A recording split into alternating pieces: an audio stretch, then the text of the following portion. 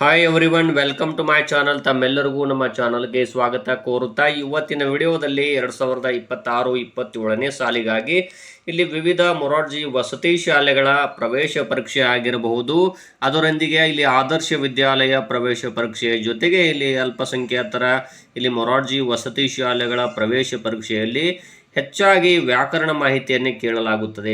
ಅದರಲ್ಲೂ ಕೂಡ ಗುಣ ವಿಶೇಷಣದ ಕುರಿತು ಒಂದು ಪ್ರಶ್ನೆ ಇದ್ದೇ ಇರುತ್ತದೆ. ಹಾಗಾಗಿ ಮೊದಲಿಗೆ ತಮಗೆ ಗುಣ ವಿಶೇಷಣ ಅಂದರೆ ಏನು ಹಾಗೂ ಅವುಗಳ ಉದಾಹರಣೆಗಳನ್ನು ತಿಳ್ಕೊಳ್ಳೋಣ.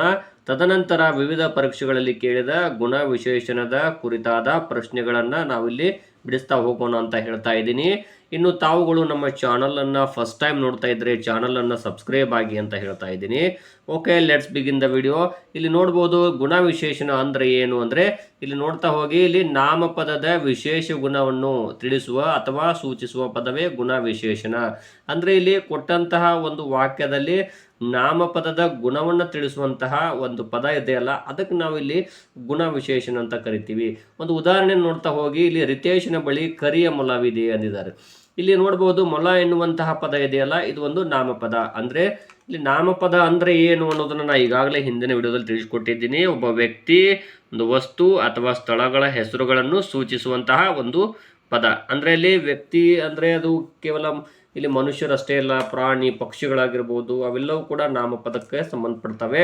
ಸೊ ಇಲ್ಲಿ ಪ್ರಾಣಿಗಳು ಅಂದಾಗ ಇಲ್ಲಿ ನೋಡ್ಬೋದು, ಮೊಲ ಇದೆ ಅಂದಿದ್ದಾರೆ. ಆದರೆ ಆ ಮೊಲ ಯಾವ ಕಲರ್ ಇದೆ, ಅದು ಗುಣವನ್ನು ಸೂಚಿಸುವಂಥ ಪದ ಇದೆಯಲ್ಲ, ಇಲ್ಲಿ ಕರಿಯ ಮೊಲವಿದೆ. ಸೊ ಹಾಗಾಗಿ ಇದು ಒಂದು ಗುಣ ವಿಶೇಷಣ. ಈ ರೀತಿ ವಾಕ್ಯ ಕೊಟ್ಟಾಗ ತಾವು ಅಲ್ಲಿ ಕರಿಯ ಎನ್ನುವಂತಹ ಪದ ಇದ್ದರೆ ಅದಕ್ಕೆ ತಾವೇನು ಮಾಡಬೇಕು, ಇಲ್ಲಿ ಅದು ಗುಣ ವಿಶೇಷಣ ಅಂತ ಅನ್ಕೋಬೇಕು.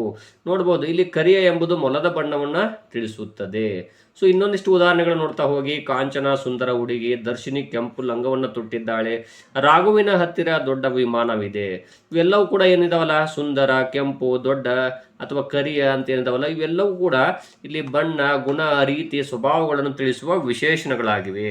ಅಂದರೆ ಅಲ್ಲಿ ಒಬ್ಬ ವ್ಯಕ್ತಿಯ ಅಥವಾ ಒಂದು ವಸ್ತು ಅಥವಾ ಸ್ಥಳ ಆಗಿರ್ಬೋದು, ಅದರೊಂದಿಗೆ ಪ್ರಾಣಿ ಆಗಿರ್ಬೋದು, ಪಕ್ಷಿಗಳು ಆಗಿರ್ಬೋದು, ಅವುಗಳ ಬಣ್ಣ ಆಗಿರ್ಬೋದು, ಗುಣ ಆಗಿರ್ಬೋದು, ಅದೇ ರೀತಿ ಅವರ ರೀತಿ ಸ್ವಭಾವಗಳು, ಇವೆಲ್ಲವುಗಳನ್ನು ತಿಳಿಸುವುದರಿಂದಾಗಿ ಇವಕ್ಕೆ ನಾವಿಲ್ಲಿ ಗುಣ ವಿಶೇಷಣ ಅಥವಾ ಆ ನಾಮಪದದ ವಿಶೇಷಣ ಅಂತಲೂ ಕರಿತೀವಿ. ಹಾಗಾಗಿ ಈ ಗುಣ ವಿಶೇಷಣದ ಬಗ್ಗೆ ತಾವು ಸರಿಯಾಗಿ ಇಲ್ಲಿ ತಿಳ್ಕೊಂಬಿಡಿ. ಕೊಟ್ಟಂತ ಏನು ನಾಮಪದ ಇರುತ್ತಲ್ಲ, ಅದರ ವಿಶೇಷತೆಯನ್ನು ಸೂಚಿಸುತ್ತದೆ. ಹಾಗಾಗಿ ಇವುಗಳು ಗುಣ ವಿಶೇಷಣ ಅಂತ ತಿಳ್ಕೊಬೇಕಾಗುತ್ತದೆ.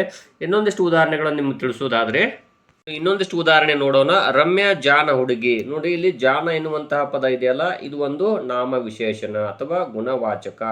ಜಗದೀಶನು ನೀಲಿ ಅಂಗಿಯನ್ನು ತೊಟ್ಟಿದ್ದಾನೆ. ನೀಲಿ ಎನ್ನುವಂತಹ ಪದ ಇದೆಯಲ್ಲ, ಇದು ಒಂದು ಗುಣ ವಿಶೇಷಣ. ಇನ್ನು ಕಾಡಿನಲ್ಲಿ ದೊಡ್ಡ ಆನೆ ವಾಸಿಸುತ್ತಿದೆ. ಆನೆ ಎನ್ನುವಂಥದ್ದು ನಾಮಪದ. ಅದು ಯಾವ ಆನೆ, ದೊಡ್ಡದೋ ಚಿಕ್ಕದೋ, ಈ ರೀತಿಯಾಗಿ ಬಂದಿರುವಂಥ ಪದಗಳಿದಾವಲ್ಲ, ಇವು ಕೂಡ ನಾಮವಾಚಕ ಅಥವಾ ಗುಣವಾಚಕ ಅಥವಾ ನಾಮ ವಿಶೇಷಣ ಅಂತಲೂ ಕೂಡ ಕರೀತಾರೆ ಇಲ್ಲಿ, ಅಥವಾ ಗುಣ ವಿಶೇಷಣ ಅಂತಲೂ ಕರೀತಾರೆ. ಇನ್ನು ಕೆಂಪು ಗುಲಾಬಿಯು ನೋಡಲು ಸುಂದರ. ನೋಡಿ, ಗುಲಾಬಿ ಎನ್ನುವಂಥದ್ದು ನಾಮಪದ. ಕೆಂಪು ಎನ್ನುವಂತಹ ಪದ ಇದೆಯಲ್ಲ, ಅಲ್ಲಿ ಬಣ್ಣ ಆಗಿರ್ಬೋದು, ಗುಣ ಆಗಿರ್ಬೋದು, ರೀತಿ ಆಗಿರ್ಬೋದು, ಸ್ವಭಾವ ಆಗಿರ್ಬೋದು, ಇವೆಲ್ಲವೂ ಕೂಡ ಇಲ್ಲಿ ನಾಮ ವಿಶೇಷಣಕ್ಕೆ ಅಥವಾ ಗುಣ ವಿಶೇಷಣಕ್ಕೆ ಸಂಬಂಧಪಟ್ಟಿರುತ್ತವೆ. ರಫೀಕ್ ಅನ್ನೋದು ದೊಡ್ಡ ಮನೆ. ನೋಡಿದ್ರೆ ಇಲ್ಲಿ ಕೂಡ ಬಂದಿದೆ ಒಂದು ಗುಣವಾಚಕ. ಇನ್ನು ವಿವೇಕನಿಗೆ ಅಪಾರ ಬುದ್ಧಿವಂತಿಕೆ ಇದೆ. ನೋಡಿ, ಈ ಬುದ್ಧಿವಂತಿಕೆ ಪದಕ್ಕೆ ಅಂದರೆ ಅಪಾರ ಅನ್ನುವಂತಹ ಒಂದು ಪದ ಬಂದಿದೆಯಲ್ಲ, ಸೊ ಇಲ್ಲಿ ಇದನ್ನು ನಾವು ಏನು ಅನ್ಕೋಬೇಕು, ಗುಣ ವಿಶೇಷಣ ಅಥವಾ ಗುಣವಾಚಕ ಅಂತಲೂ ಕರೀತಾರೆ. ಇನ್ನೊಂದು ಉದಾಹರಣೆ, ಅವರಿಗೆ ಹಸಿರು ಬಣ್ಣ ಇಷ್ಟ.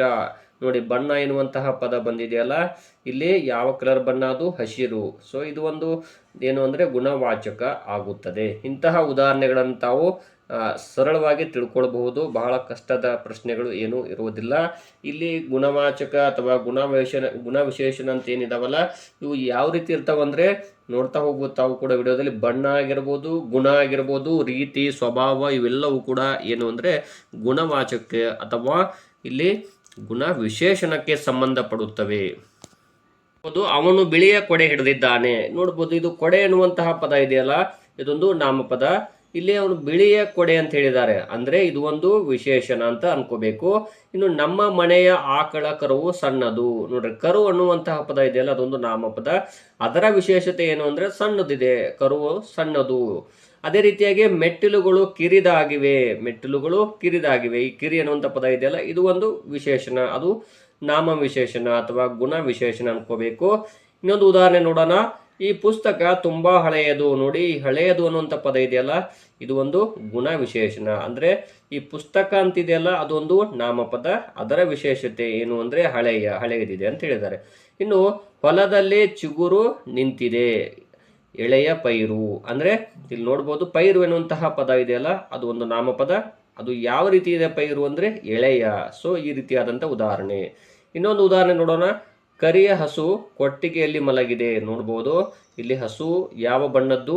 ಕರಿಯ ಬಣ್ಣದ್ದು. ಹಾಗಾಗಿ ಇದು ಬಣ್ಣ ಅಂತ ಬಂದಿದೆಯಲ್ಲ, ಅದು ಏನು ಅಂದ್ರೆ ನಾಮ ವಿಶೇಷಣ. ಇನ್ನು ಅವನ ಮನೆ ಕಿರಿದು ಅಂದ್ರೆ ಚಿಕ್ಕದು. ಅಂದ್ರೆ ಆ ಮನೆ ಅನ್ನುವಂಥದ್ದು ನಾಮಪದ ಆಗಿರುವುದರಿಂದಾಗಿ ಇಲ್ಲಿ ಚಿಕ್ಕದು ಇದೆ ಅಂತ ಅರ್ಥ. ಸೊ ಇಲ್ಲಿ ಇದೊಂದು ಗುಣ ವಿಶೇಷಣ. ಇನ್ನು 8ನೇದು, ಮಾವಿನ ಹಣ್ಣು ತುಂಬಾ ಸಿಹಿ. ನೋಡ್ರಿ, ಮಾವಿನ ಹಣ್ಣು ಎನ್ನುವಂತಹ ಪದ ಅದೊಂದು ನಾಮಪದ. ಇಲ್ಲಿ ಸಿಹಿಯಾಗಿದೆ, ಅದೊಂದು ಗುಣ ವಿಶೇಷಣ ಅಂತ ಅನ್ಕೋಬೇಕು. ಇನ್ನು ತೋಟದಲ್ಲಿ ಅರಳಿದೆ ಹಳದಿ ಹೂವು. ನೋಡ್ರಿ, ಈ ಹೂವು ಎನ್ನುವಂಥದ್ದು ನಾನು ಆಗಲೇ ಹೇಳಿದಾಗೆ ಅದು ಒಂದು ನಾಮಪದ ಆಗಿದ್ದು ಅದು ಹಳದಿ ಬಣ್ಣದ್ದಾಗಿದೆ. ಇನ್ನು ಅವಳು ತುಂಬಾ ದೊಡ್ಡವಳು. ನೋಡ್ರಿ, ಇಲ್ಲಿ ಅವಳು ಎನ್ನುವಂತಹ ಪದ ನಾಮಪದ. ಅದು ಅವಳನ್ನು ವರ್ಣಿಸಿರುವಂಥದ್ದು ಏನಪ್ಪ ಅಂದ್ರೆ ಇಲ್ಲಿ ದೊಡ್ಡದು. ಸೊ ದೊಡ್ಡವಳಿದ್ದಾಳೆ ಅಂತ ಅರ್ಥ. ಅವಳು ತುಂಬಾ ದೊಡ್ಡವಳು.